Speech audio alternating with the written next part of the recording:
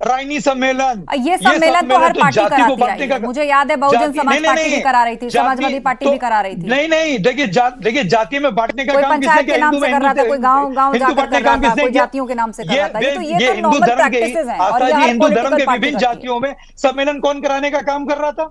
राजेश चौधरी जी। राजेश चौधरी बांटने वाली राजनीति का आरोप अब सीधे सीधे आप पर लग रहा है, और ये भी कि आप सेलेक्टिव हैं। आपको पश्चिम बंगाल दिख रहा है, लेकिन प्रदेश की घटनाओं से आप मुंह मोड़े हैं। देखिए, प्रदेश में दलितों के आक्रमण की बात कर रहे हैं ना, हमलों की बात कर रहे हैं, तो मायावती जी पे किसने हमला किया था जी?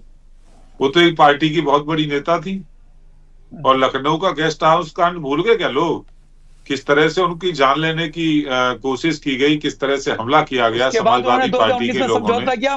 कौन भूल जाएगा इस बात को? उसके बाद तो इनके मुंह से दलितों के हित की बात अच्छी नहीं लगती है। और समाजवादी पार्टी के शासन का पूरा रिकॉर्ड निकलवा लीजिए, सबसे अधिक दलित हत्याएं इनके शासन में हुई है, सबसे अधिक जमीनों पर कब्जा दलितों के इन्हीं के शासन काल में हुआ है।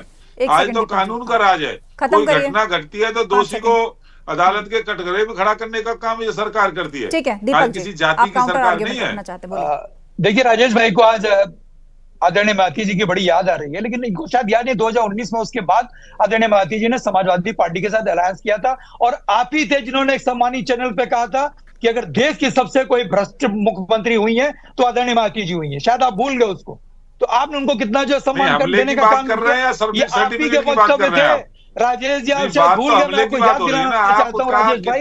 राजेश भाई आपने नहीं कहा था, आज आप उस अपनी बात से कटाए मैं या नहीं? वो बता रहा हूँ, आपने कहा था नहीं कहा था कि हिंदुस्तान की सबसे भ्रष्ट मुख्यमंत्री कोई थी, आप लोगों को मारना चाहते थे, आदरणीय मायावती जी थी। ये आपने कहा था नहीं कहा था राजेश जी? आपने सम्मानित चैनल में कहा था, इसलिए आपको डिबेट का हिस्सा था, और आपने कहा था कि सबसे ज्यादा भ्रष्ट अगर कोई मुख्यमंत्री हुई है तो आदरणीय मायावती जी हुई है। आपने उनको भ्रष्टाचार का आरोप आपने उनको लगाया, जबकि हकीकत तो ये है सारी एजेंसीज ने उनको निर्दोष साबित किया था, सारी एजेंसीज ने उनको निर्दोष साबित किया था। आपने आदरणीय मायावती जी को अपमानित करने का काम किया था नहीं का काम समाजवादी पार्टी के लोगों ने किया, जी को अपमानित किया था, उनको देश का सबसे भ्रष्ट मुख्यमंत्री बताया नहीं। आपने बात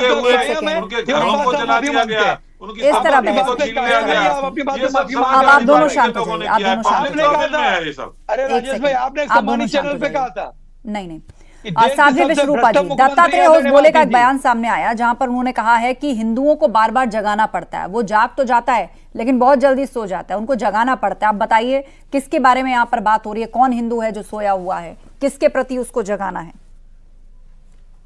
से वो हिंदू है। अभी अब छोटा सा उदाहरण तो अभी सभी के सामने आया, वक्फ बोर्ड जब बिल पास हुआ तो उसमें 237 लोग थे, मेरे हिसाब से 232 लोग थे, और 195 उसमें हिंदू थे। वो जो हिंदू है जो सिर्फ विरोध करना जानते हैं, जो सही बात का भी विरोध करना जानते हैं, बस उन्हें विरोध करना है। अभी जैसे मेरे भाई एक कह रहे थे कि यहाँ दलित को जलाया गया, यहाँ महिलाओं के साथ, देखिए ये तो हादसे हर वर्ग के साथ होते हैं, हर वर्ण के साथ होते हैं, परंतु जानबूझकर, क्योंकि जो निजाम थे वो चले तो गए, उनका तो समाप्त हो गए हैं, परंतु वो सपा जैसी पार्टियां, AIMIM जैसी पार्टियां वहां यहाँ छोड़ गए हैं, वो उनके पक्षधर है, वो सामाजिक समरसता को खत्म करने का कार्य कर रहे हैं। तो वो जो छोटी छोटी बातों को, जो जिनका कोई वजूद ही नहीं है। मैं तो एक बात और कहना चाहूंगी, जात पात की हो गई विदाई, हिंदू हिंदू भाई भाई, तो समय आ गया है। और निश्चित रूप से धीरे धीरे मैं तो सभी को एक संत होने के नाते सभी को सद्बुद्धि देने की आशीर्वाद देना चाहूंगी कि सभी को सद्बुद्धि मिले और निश्चित रूप से वो हिंदू सभी जागृत हो जाए। मेहताब उस्मानी जी। मैडम मेरी तो एक बात समझ नहीं आती कि RSS जो है राजनीतिक संगठन है या सामाजिक संगठन? अगर सामाजिक संगठन है तो ये धर्म को जोड़ने की बात क्यों करता है, देश को जोड़ने की बात क्यों नहीं करता? देखिए उन्होंने यही को कहा, सुन लीजिए मैडम, मैं कोई गलत नहीं कह रहा, सुन लीजिए। अगर सामाजिक संगठन है तो देश को जोड़ने की बात करें ना, कहे कि सारी जाति सारे धर्म एक साथ आए। आप कहते हो कि कुएं में पानी पिलाने की बात करते तो जोड़ने की बात, पहले सुन लीजिए, पहले सुन तो लीजिए। अगर वो ये कहते कि एक कुएं पे सभी पानी पीजिए तो इसमें तो जोड़ने की बात है, तोड़ने की तो बात ही नहीं। एक कुएं में पानी तो तब पियेंगे जब आप नाम लेंगे। आप तो कहते हैं कि दलितों को जोड़ो, सारी जातियों को जोड़ो, तो आप धर्म की बात कहाँ करते हैं? इस्लाम धर्म है, जाति नहीं है। इनके राज में आप सुन लीजिए, इस्लाम धर्म है, जाति नहीं है। करके बोलिए।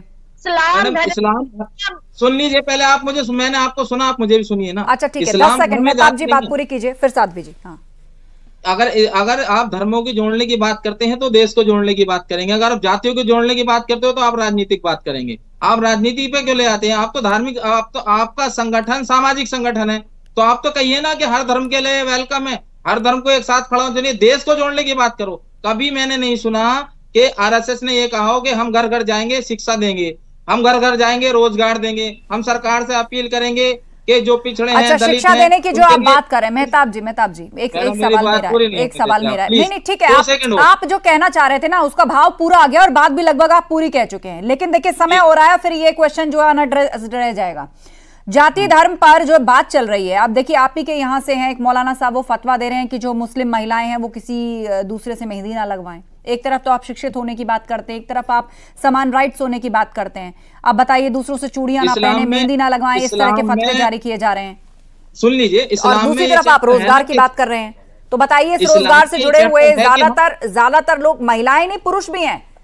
अरे हम बता तो रहे हैं, इस्लाम में चैप्टर है कि हम इस्लाम में किसी गैर मर्द से महिला अपना हाथ नहीं पकड़वा सकती, तो उसमें क्या गलत कह रहे हैं?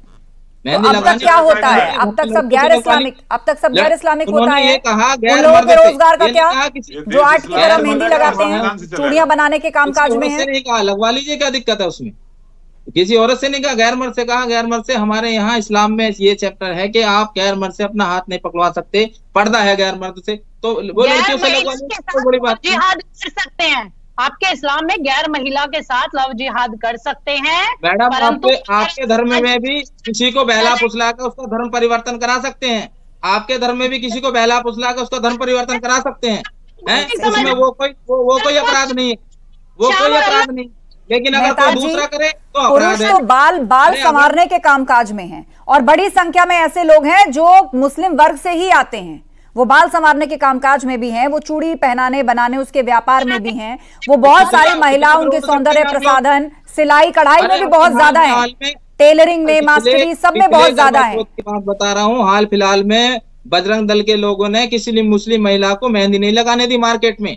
दिल्ली जैसे शहर की बात बता रहा हूँ मैं कि नहीं इनसे नहीं लगवाने, ये जिहाद कर रहे हैं, मेहंदी जिहाद। मैं बता देता हूँ, मेहंदी जिहाद कहाँ हुआ है ऐसा? कहाँ हुआ है? जिहाद चलाओगे, शरबत जिहाद, पानी जिहाद, हवा जिहाद, कहाँ हुआ है ऐसा? हवा जिहाद है, मुस्लिम महिला को मेहंदी लगाने से रोक दिया गया कि मुसलमान। देश में आपने जो है ना माहौल एक उसका कर दिया ना, एक अजीब का माहौल, समझ नहीं पा रहे लोग समझ नहीं पा रहे। एक बार झांकिए अपने भीतर बदलाव लेकर आइए, आप माहौल करना क्या चाहते हो? समझिए बात को। आपको बात करनी है तो देश की शिक्षा की बात करो, रोजगार की बात करो। नहीं जी, मुस्लिम हिंदू सिर्फ यही बात करेंगे, इसके अलावा दूसरा चैप्टर ही नहीं। लगाया गया था कि ईद पे हिंदुओं से कोई सामान ना खरीदे, कैसी बात कर रहे हैं? किसने कहा था? हमने तो सबने खरीदा है, हमने तो सबने खरीदा है। ये सब आप